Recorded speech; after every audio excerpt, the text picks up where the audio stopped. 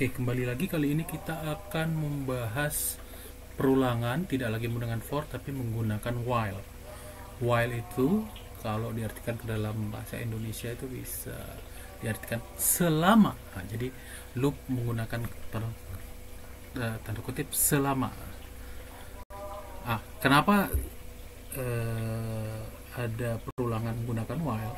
Jadi perulangan menggunakan while ini digunakan biasanya untuk kasus-kasus di mana kita nggak tahu pasti kapan perulangan itu harus berhenti. Kalau yang kita tahu berapa kali harus mengulang, itu sebenarnya lebih cocok menggunakan for. Nah, ada kasus di mana kita tidak tahu kapan harus berhenti, kita bisa gunakan while. Nah, lantas bagaimana dalam perulangan while kok bisa berhenti itu gimana? Kita kontrol menggunakan suatu ekspresi. Jadi pada header perulangan menggunakan while itu ada ekspresi yang menjadi syarat. Selama ekspresi itu masih true, makanya selama while itu selama ekspresinya masih valid, masih bernilai benar atau true, maka kode yang di badannya akan terus dieksekusi. Begitu seterusnya. Jadi nanti begitu masuk kode perulangan, si ekspresinya akan dicek. Kalau benar, jalan. Begitu akhir perulangan, naik lagi, masih benar, jalan. Masih benar, jalan, masih benar, jalan. Begitu seterusnya sampai kemudian ada sesuatu dalam kode kita yang mengubah ekspresi ini menjadi false atau tidak benar lagi. Begitu logikanya seperti itu. Jadi while itu bergantung pada ekspresi, di mana ekspresi ini perubahan nilainya akan diharapkan akan terjadi pada saat kita menjalankan apa yang ada pada badan perulangan. Kita lihat contoh saja. Untuk contoh kali ini, contoh yang pertama sementara adalah meskipun while tadi untuk digunakan sebenarnya untuk perulangan yang kita masih belum tahu kapan berhentinya, gitu. Kita hanya tahu kondisi untuk berhentinya, tapi kita nggak tahu perulangannya akan perlu diulang berapa kali. Tapi kita bisa menggunakan struktur while ini untuk menggantikan for. Nah, ini saya berikan contoh biar lebih paham. Jadi misalnya begini, kalau di for kita bikin inisialisasi, kalau di while kita buat inisialisasinya di luar kepala atau header si perulangannya. Ini sama persis menggantikan contoh pada kode for yang pertama dengan macam-macam percaya. Jadi kalau perhatikan di sini kita akan mencetak nilai dari 0 sampai dengan 3. Maka di sini yang menjadi kondisi adalah i harus lebih kecil dari 4. Jadi segmen kedua kalau di for tadi. Sementara i-nya dimulai dari 0. Nah, di akhir setiap perulangan, update-nya kita taruh nih. Jadi kalau kita mau ubah perulangan for menjadi while, inisialisasi kita taruh di atas. Kemudian ekspresi yang menjadi syarat kita taruh di dalam ekspresi while-nya sebagai syarat perulangan. Kemudian yang untuk update-nya kita taruh di belakang. Ini akan jalan sama dengan menggunakan for. Tapi untuk case yang ini sebenarnya ya lebih mudah menggunakan for, lebih baik. Ini hanya sekedar untuk memberikan gambaran logiknya ke kalian. Beginilah while itu dilakukan. Kemudian kita langsung saja kita lihat contoh berikutnya. Ini sudah. Oke. Ini contoh yang common, yang cukup umum dilakukan.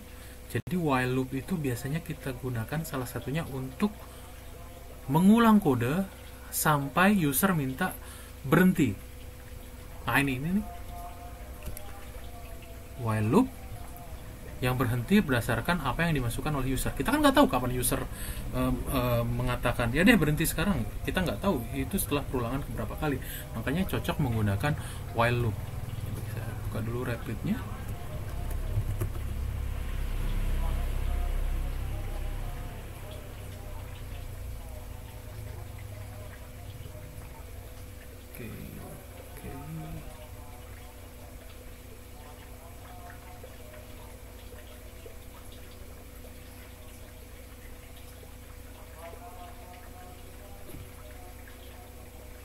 Oke.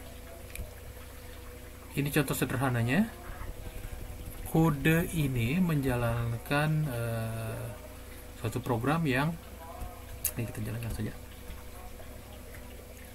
Berisi perulangan, dan perulangannya hanya berhenti kalau user memilih untuk berhenti. Nah. Oke, perhatikan baris 8, deklarasi sebuah variabel bernama teks, nilainya ini. Kemudian ada variabel lagi, isinya string y. Saya tidak menggunakan karakter karena akan dibutuhkan nanti di ini. Oke, perhatikan pada blok while.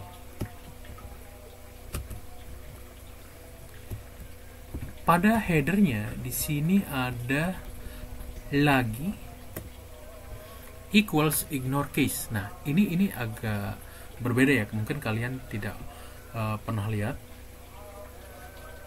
Karena lagi ini string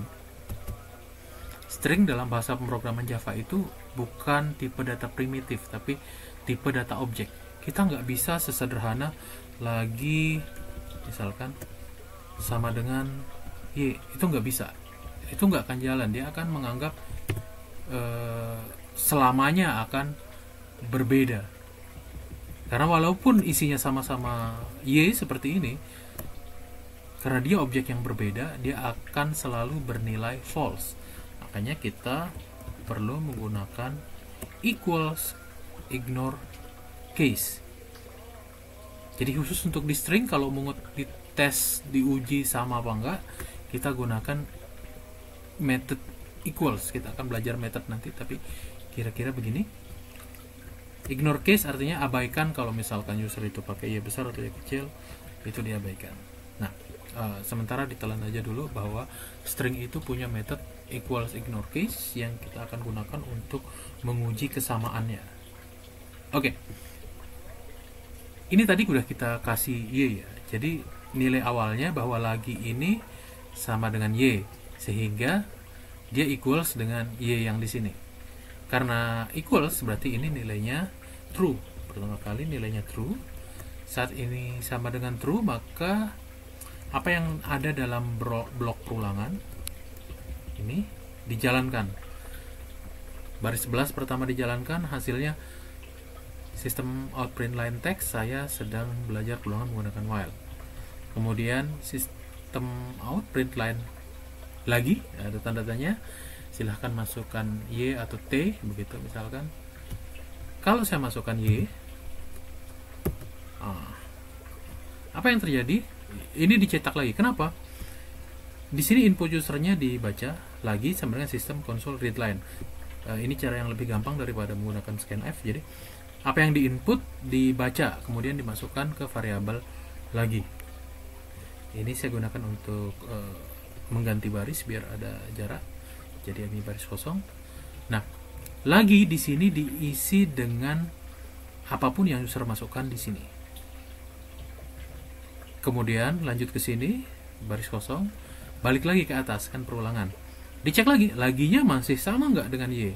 Kalau masih sama, ya dia akan cetak lagi. Kalau saya kasih y lagi, kali ini y besar. Nah, karena equals ignore case, ini masih dianggap sama, ini masih nilainya true. Sehingga yang di dalam dicetak lagi. Naik ke atas, kemudian ditanya lagi, kalau sekarang saya ketik sesuatu yang lain, sebenarnya apapun asal bukan y, misalkan saya ketik t, maka perulangan dihentikan. Kenapa? Karena ini sudah tidak lagi sama dengan true. T tidak equals dengan y. Nah, perulangan dihentikan, yang dicetak adalah baris 16. Oke, gitu ya. Sekali lagi, kalau dalam perulangan menggunakan while, pada contoh ini adalah perulangan yang dihentikan sesuai dengan input user. Ini yang dievaluasi. Begitu nanti hasilnya sudah tidak true, maka perulangannya dihentikan. Oke, cukup untuk kali ini. Kita akan lanjut